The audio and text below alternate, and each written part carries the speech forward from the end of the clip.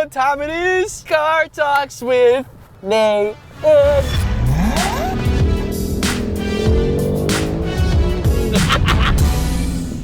Welcome back, ladies and gentlemen. I hope Johnny got rid of that terrible intro. This is Car Talks with Nathan. I'm Nathan.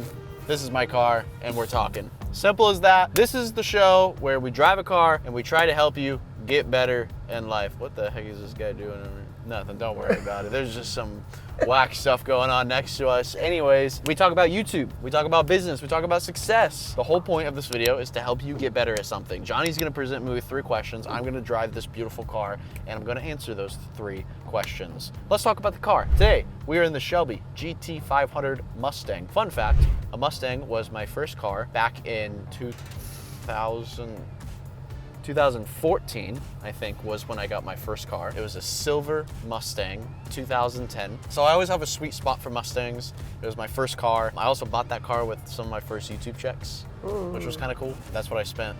When I started making money on YouTube, bro, I just bought a car. I bought other things too, you know, I bought like clothes and nothing crazy, but I just wanted to spend all my money on my car because, you know, when you're a teenage kid in high school, like that's all you got. You got your car and you got your friends and that's about it. Yeah. It just goes full circle. It's cool that now we're in a Mustang GT500, which I think is one of the best Mustangs ever built, at least in modern times. You throw this puppy in track mode, you know, open up the paddle shifters, it really opens up, it gets really alive.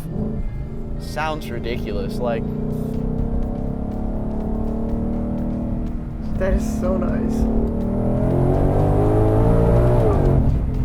Insanely fast.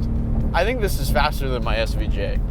Dude, that's a crazy assumption. I think it I don't know. We'll have to maybe like get them on a track together sometime. I think this car would beat the SVJ around the track though. I don't know. It's just like, it's so like playful and quick, and like the SVJ is like heavy and feels big and wide, but then again, it's got the crazy looks and the exhaust. I don't know. Comparing a Mustang to an SVJ is crazy, but I just did that. So anyways, Johnny's got questions. I'm here to answer them. Let's let it rip. We got 20 minutes to answer these because I got a meeting. Question number 1. You're basically an entrepreneur / YouTuber / philanthropist / car owner. So how should someone approach their first year of building anything, whether if it's a brand, a channel, or a business? How should you approach it? That's a very broad question, my friend. So I'm gonna give a very broad answer. You should work very hard. You should set some goals, find things that motivate you and use them. And it doesn't matter what other people think. Push all of their opinions to the side, because let's be honest, the people around you have not built what you want to build, most likely. So their opinions are irrelevant. So push those opinions to the side. Am I missing something? I might be missing something. You just gotta work hard, bro. It's really like, there's really not much to it. My first year on YouTube, you know, I was building my brand or my channels, whatever you wanna call it. It was hard work, dude. Hard work. The thing is like when you start something new, you have to teach yourself skills. And acquiring a new skill set is very difficult. But over time, as you get this skill set, you begin to sharpen it more and more and more with the more processes, the more projects, the more videos you make, whatever it is. But actually starting that skill set is very, very difficult. Like me starting editing was really, really hard because I never edited a video in my entire life. So just starting to edit was very difficult. I just had to understand all these different things about the software and these clips and videos and resolutions, frame rates and formats and aspect ratios and all these different things that I just didn't know anything about. But obviously I started to learn about those things. And then I, you know, went into a more advanced editing software and got better and better and better. And I started sharpening my skills more and more and more. So if you can look at it that way, where you basically just have to start something, work very hard at it, and sharpen your skills. And over time, as you do more of the thing, whatever the thing you are doing, you're gonna get better. But you also have to try to get better, right? You can't just expect to get better with experience. A lot of people think that they get better over time, and the reality is that's just not true. You only get better if you actually try to get better. Getting better by just doing something for a long time does not actually mean that you get better. If I go play basketball every day, but I don't like try to get better at basketball, do you think I'm gonna get better at basketball? Not really. I might slightly get better, but like getting better at something is being intentional towards it. You have to actually like try to be good at something. So that would be my biggest advice, is that if you're trying to build a brand, business, whatever it is, your first year, try your hardest to get better at the little things, the small things. If it's a YouTube channel, it's the editing, it's the thumbnails, it's the filming, it's your video intros. All those things are the little things that you need to get better at. So, you know, take it one step at a time. There's no rush. And yeah, I mean, that's pretty much all I got. It was a very, very broad question, but hopefully that answers your question, because I actually don't want to give you more advice because I don't want to overwhelm you. Because I do think your first year at starting something, a new channel, a new brand, a new business, you don't want to overwhelm yourself. The worst thing you can do is overwhelm yourself with how many things you have to do. But in reality, when you're first starting, it's pretty easy. You focus on the basics, you focus on the small things, and you work on sharpening your skill set towards those things. And then by the end of the year, you end up developing a very good skill set towards a certain thing, and then you can figure out the next thing to do next year. That's exactly what I did. I started posting some videos, I sharpened my skill set for that entire year, and then on year 2, I was like, oh man, I need to focus on this, and this, and this, and this. I already sharpened my editing skill and my filming skill, but now I figured out this other thing that I need to sharpen. And so now I'm gonna focus on this over here, and you just keep bouncing back and forth. Question number 2. We always talk about passion on this channel, but let's pivot a little bit. What advice do you have for someone that's trying to find their purpose, not just their passion? Passion and purpose. Trying to think. Let me cook. To be honest, bro, I think purpose is something you find over time and you discover, not something you put in place. I think there's a difference. When I started YouTube, I had no purpose. I mean, I guess you could say my purpose was to make videos. That wasn't really my purpose. It was more of a dream. I had a dream of becoming a YouTuber. I had a dream of owning a Lamborghini. I had a dream of being financially free. That was my dream, of just being a YouTuber. I just wanted to be a YouTuber. I really just wanted to be a YouTuber, and I wanted to make a lot of money. That's it. That was why I started YouTube. I kid you not. I loved making videos, and I wanted to make money.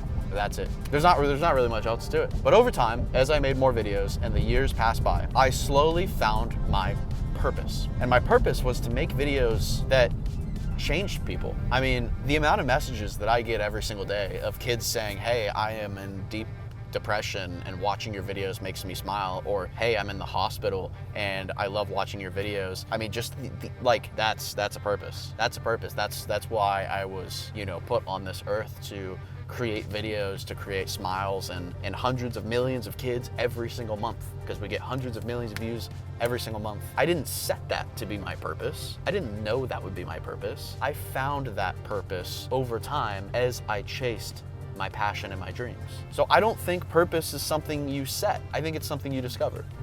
And you discover it through the process of whatever you're trying to build. I mean, I've actually talked to a lot of people about this, and they kind of said something similar, where like they didn't really set a purpose. They just wanted to, like, you know, like one of my other friends, like he started a YouTube channel because he had a job that he worked and he hated it and he wanted to quit and make more money and he wanted to do something else and run his own YouTube channel. That was why he started his YouTube channel, but that's not a purpose. That's more of a dream. That's more of something to chase. A purpose goes deeper. A purpose is the reason why you're doing it, not what you're doing. I mean, sometimes you can set a purpose if you know, it is possible to set a purpose. I think you find it. I don't think you set that. You find the purpose, don't set it. Discover. Discover the purpose, don't set it. Question number 3, the final question. It's the final countdown. You started YouTube when nobody else believed in you, only yourself. And maybe some people did not understand what it was like or what you were working towards, or maybe they didn't even see the vision. How does someone keep believing in themselves when that situation occurs to them? Because it's a very lonely world. It's a very lonely world, dude. You know, I think that's just about having a strong mindset, which is not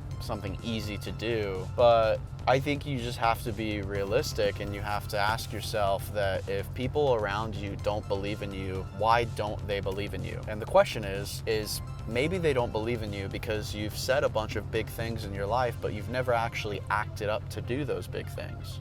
So then they have a reason to not believe in you. Makes sense. So a lot of the times we don't really question that. We just kind of think like, hey guys, why don't you believe in me? Come on. Well, Timmy, it's because, you know, you said you were going to do this last year, and you said you're going to do this last year, and you said you're going to do this the year before, and you didn't do any of it. So why would I believe you now? First, you got to look at your own situation and be like, well, okay, maybe that's true. And the other reason I think that people around you or the world doesn't believe in you is probably because They don't believe in themselves. And they think if they can't do something, then you can't do something. So then they put that judgment on you, when in reality, it's obviously wrong. The third thing is that you're surrounding yourselves with the wrong people. Because I guarantee you, if you surrounded with people that actually set big goals and achieve them, they wouldn't say that. You're surrounding yourself with people that have set goals and have not achieved anything in life, and they are, surrounding and clouding your judgment. That's why I think it's hard to break through the norm, or break through the world, the reality, the belief system, whatever you want to call it. But when you think of those 2 or 3 different things that I said,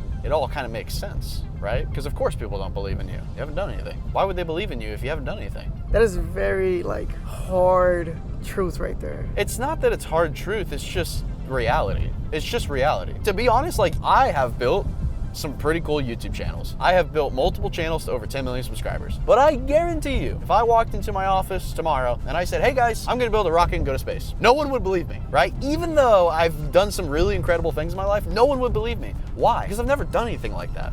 They don't have a reason to believe me, right? I'm not an engineer, I'm not a scientist. Why would they believe that I could ever do that? Now, that doesn't mean you can't do it. You can do it, of course you can do it. But the people around you are not gonna support you till they have a reason to support you and they have proof that you can do it. Which, sometimes those are just bad people to be around. Because then when you finally become successful, now they wanna be your friend. So, it's a hard thing to fight, but it is what it is. That's just life.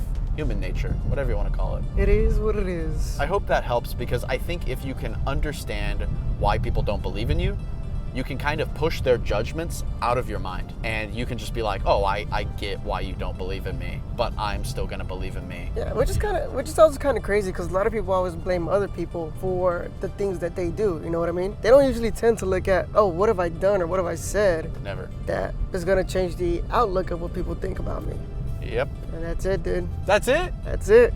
That's 3 questions. Dude, 3 questions. Let me know if you have any other questions in the comment section below. That's a wrap, dude. Subscribe for more content, and I will give you my brain next week. Goodbye.